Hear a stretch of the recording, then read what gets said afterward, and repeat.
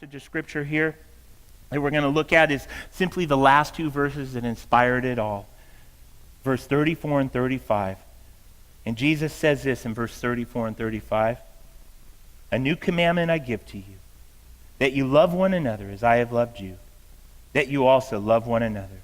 And by this all will know that you are my disciples if you have love for one another. So here we see, again, within 24 hours, Jesus is going to be crucified on the cross, and yet he tells his disciples that I'm giving you a new commandment, that you should love one another as I have loved you. Now, the commandment to love one another isn't new for them. We looked at that last week when we looked at the greatest commandment, to love the Lord your God with all your heart, all your mind, and all your strength from Deuteronomy 6. And then he said the second is like it. It's just as equal, and it really establishes the fact that you really do love God, is that you love your neighbor as yourself. And Jesus was quoting, and his disciples and every Jew in Jesus' day would have known. He was quoting Leviticus 19:18, to love your neighbor as yourself.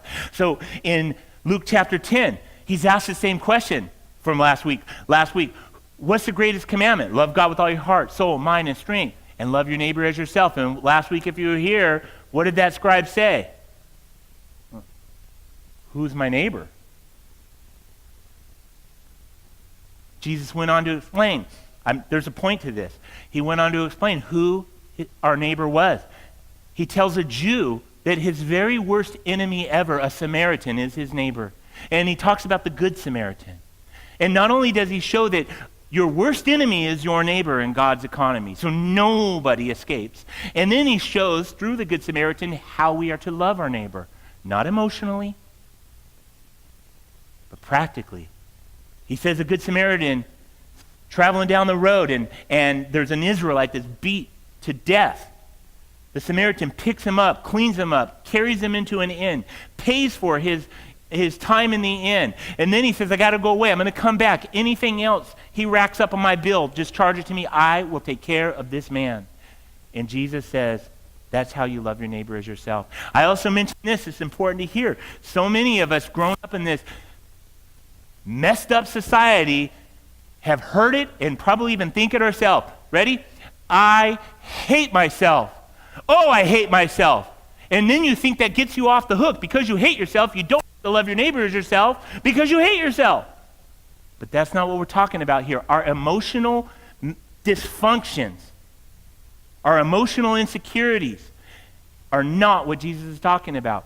The way you love yourself and the way I can prove that you love yourself as much as you love anybody in this world is that you meet your practical needs daily.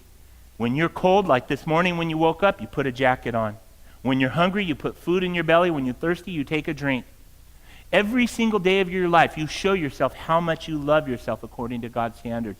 I bring all of that up to say that the greatest commandment to love your neighbor as yourself has not changed.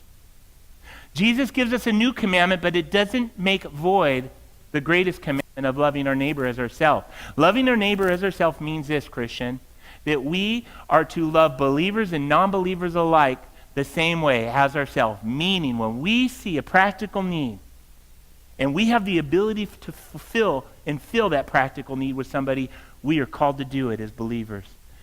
That's a separate commandment than this new commandment. This new commandment that Jesus talks about is different.